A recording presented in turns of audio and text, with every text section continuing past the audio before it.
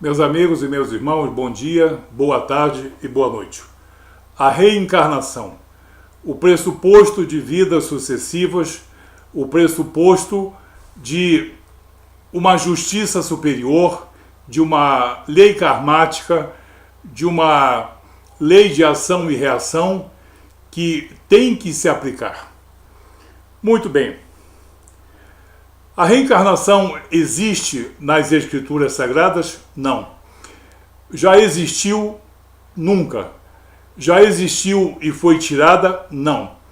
Isso aí é história devido a um artigo que alguém escreveu, dizendo que a rainha, a esposa de alguém, mandou tirar das Escrituras porque ela não queria voltar como meretriz.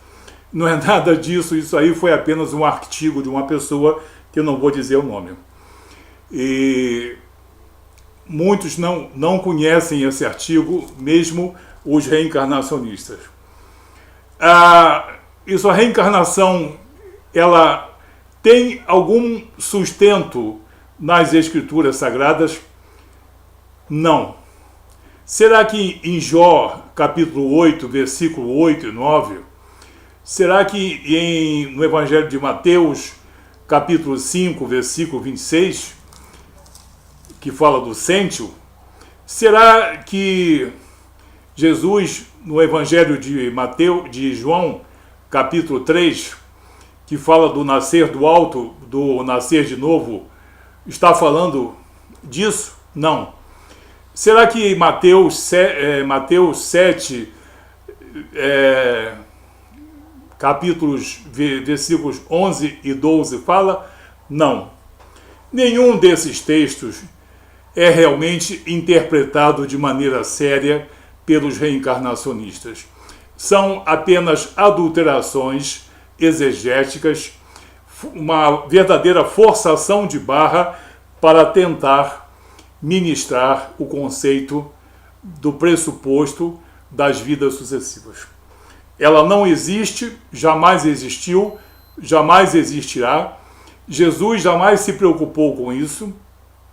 Os profetas e os apóstolos e toda a obra redentora de Jesus, tudo aquilo que Deus edificou para a salvação do homem e para o aperfeiçoamento do homem, é antitético, é contrário a qualquer pressuposto de autorredenção, do homem chegar-se a Deus por intermédio de ensinamentos, méritos ou obras pessoais.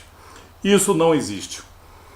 Então, as Escrituras não têm nada a favor, nunca tiveram e jamais terão. E não há um texto sequer que possa levar o homem a esse pressuposto, porque todos esses textos, quando são devidamente interpretados por um cristão, e eu já fiz isso várias vezes, nós vemos que falam de outra coisa, muito menos de reencarnação.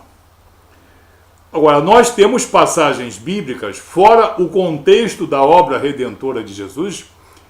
A obra redentora de Jesus, ela está cheia de atos soberanos, de ações espirituais não dependentes do homem, da intervenção do homem ou da virtude do homem, mas das qualidades do amor e da graça de Deus. Atos soberanos. O que existe são, sim, passagens como, por exemplo, uma das mais claras que os reencarnacionistas tentam anular, está na Epístola aos Hebreus, capítulo 9, versículo 27 e 28, quando o autor diz: ao homem está ordenado viver uma só vez, vindo depois disso o juízo. E assim também Jesus, tendo sido morto uma só vez pelo pecado de muitos, voltará sem pecado para os que o aguardam para a salvação, para a redenção. Então você vê aí as duas unicidades no versículo 27 e no versículo 28, a unicidade da vida e a unicidade da obra redentora de Jesus. Quando se fala da unicidade da vida, porque se ao homem está determinado viver uma só vez, ele vai morrer uma só vez, porque o espírito, mesmo sobrevivendo, vai sobreviver para o juízo e não para fazer o que ele bem entende. E a unicidade da obra redentora de Jesus, no versículo 28, mostra que ela é única, perfeita, perpétua e não vai se repetir. Então, o que nós temos é um texto bastante claro que é contrário ao pressuposto reencarnatório.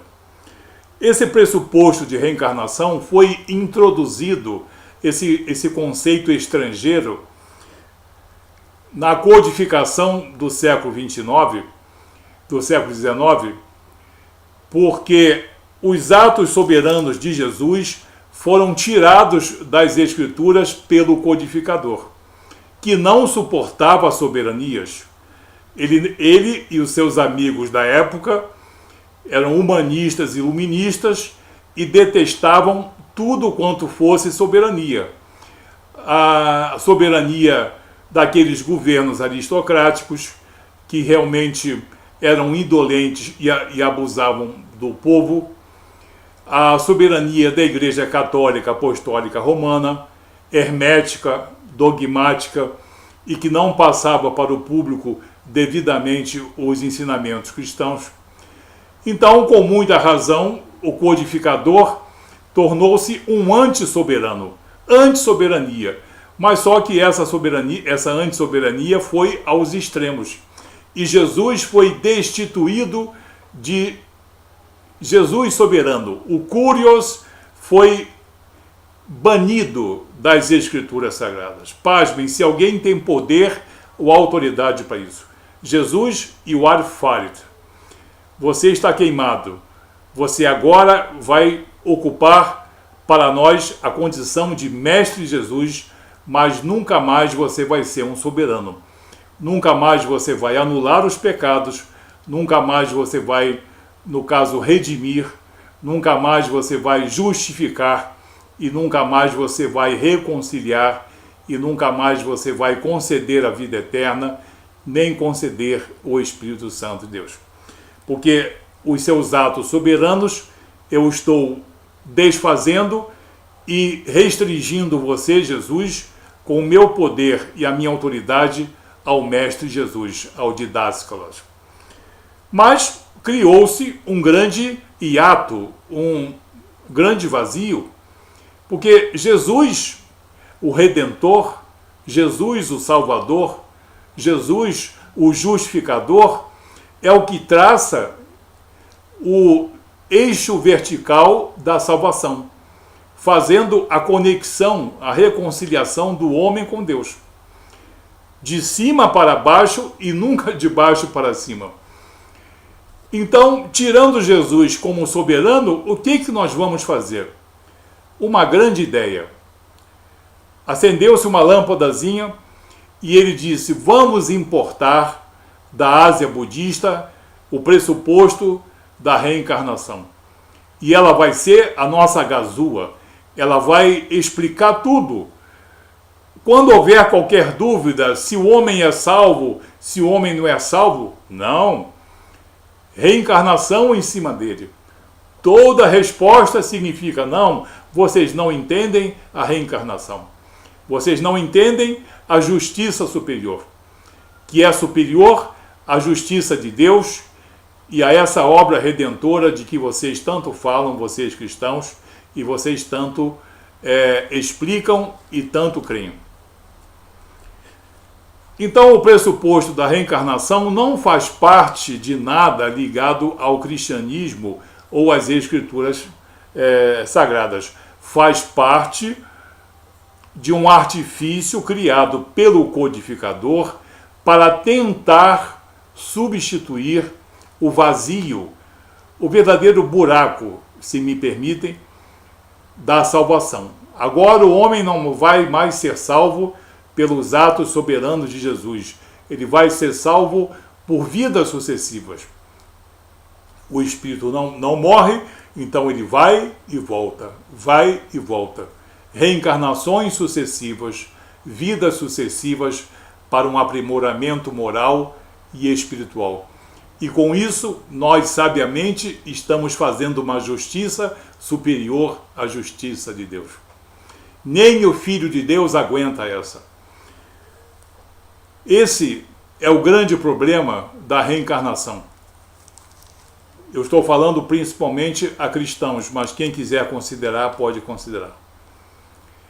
A reencarnação é um ato de descrédito, de descrença e de desvalorização da obra redentora de Jesus. Do que está disposto nas epístolas, nas cartas, aos romanos, aos efésios, aos gálatas, as palavras de Pedro e João e Paulo não tem mais valor nenhum. Jesus também, quando disse que veio dar a sua vida em resgate de muita gente, em Marcos 10, 45, em João 10, 17, 18, tudo isso não tem mais valor. Para crer na reencarnação, é necessário desacreditar publicamente, se for inquirido publicamente, a dizer: eu não acredito na obra redentora de Jesus. Esse é um grande constrangimento e um grande problema que todo reencarnacionista enfrenta e não pode fugir dele. Não tem nenhuma retórica, nenhum sofisma que o faça fugir desse constrangimento. Se alguém crê na reencarnação, ele não crê na redenção. Ele não crê na obra redentora de Deus em Cristo. Ele pode gostar do monte, mas ele desvaloriza a cruz. Vou repetir, ele desvaloriza e despreza a cruz de redenção.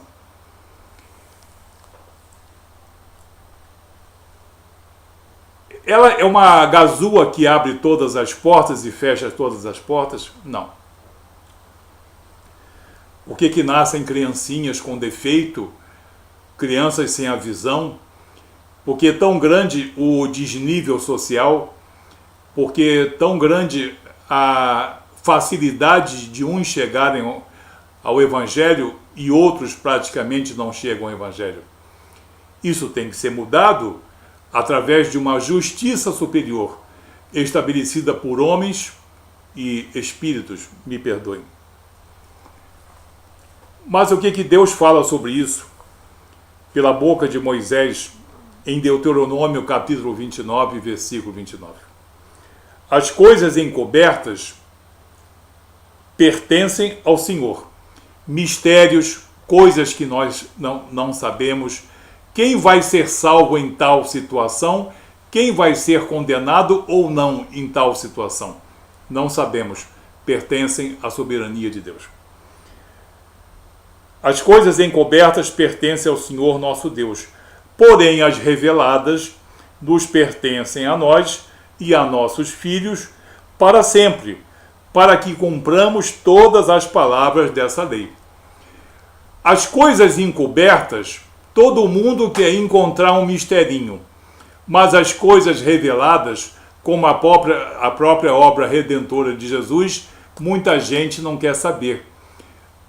Além de virar as costas, ainda escarnece.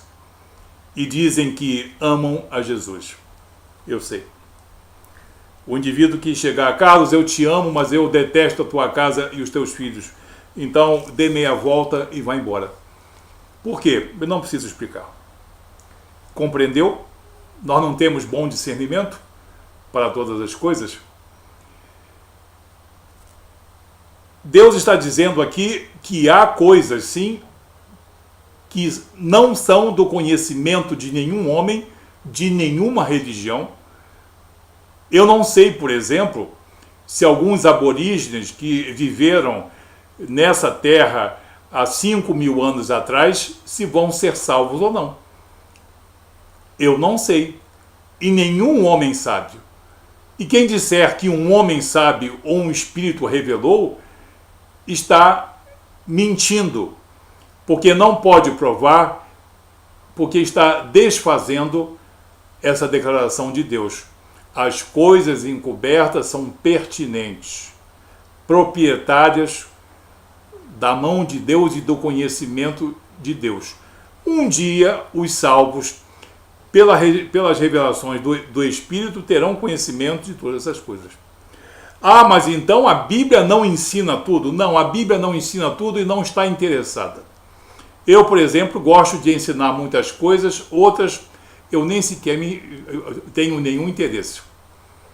A Bíblia se preocupa em mostrar a falibilidade dos projetos humanos, o amor de Deus, o poder de Deus manifesto em Jesus, a incapacidade do homem chegar-se a Deus por meios próprios e, além da salvação, o aperfeiçoamento pela palavra de Deus.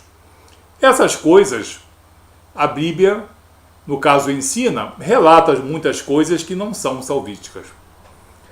Vamos dar um exemplo de como o pressuposto da reencarnação leva uma pessoa a confrontar-se obrigatoriamente contra Deus e contra a obra redentora de Jesus. Uma criança nasce na Espanha, fulano de tal.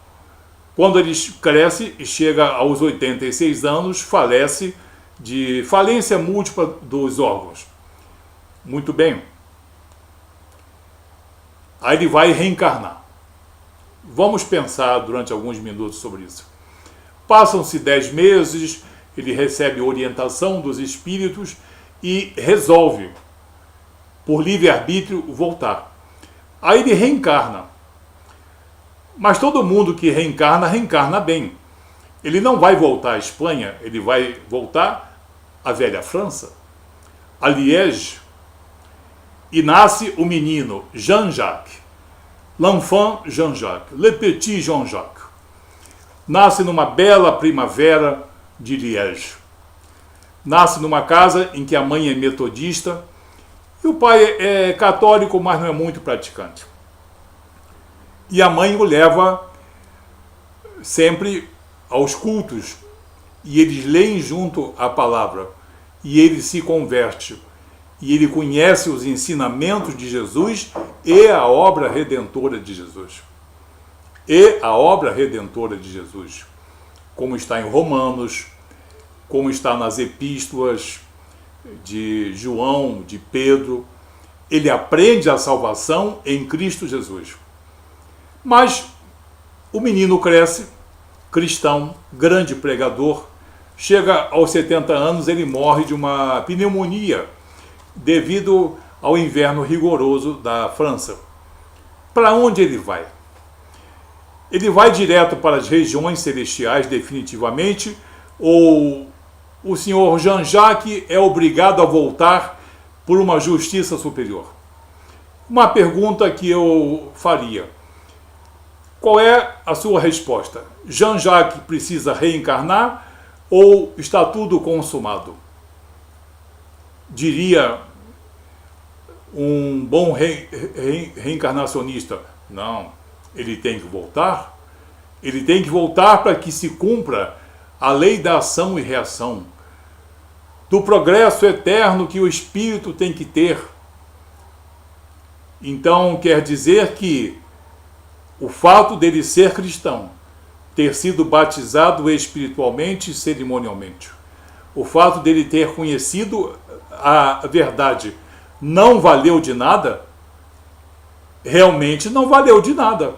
Porque se o indivíduo afirma que Jean-Jacques tem que voltar a esse mundo cheio de sofrimento, é porque ele está declarando em seu coração, mesmo que não declare com a sua boca, que a obra redentora de Jesus não passa de uma grande farsa, não passa de uma coisa inoperante, não passa tudo de uma grande mentira.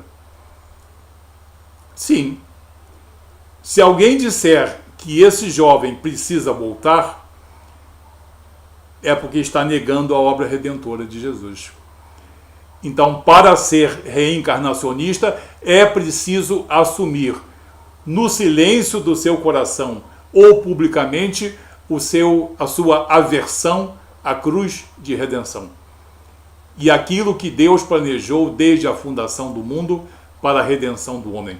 E isso está documentado nas Escrituras Sagradas, não cabe sofisma, não cabe retórica. Não cabe nenhum tipo de evasiva, porque ela está documentada em mais de 100 idiomas. Mas se a resposta fosse outra, não, ele não precisa mais voltar, ele reencarnou uma vez, mas na segunda vez ele teve a sorte de cair numa casa metodista, e vamos dar algum crédito a Jesus, e eu acredito que ele tenha sido salvo. Então, quer dizer que ele não precisa mais encarnar porque ele conheceu a verdade. Então, quer dizer que a verdade do Evangelho muda a lei karmática, muda a lei de ação e reação.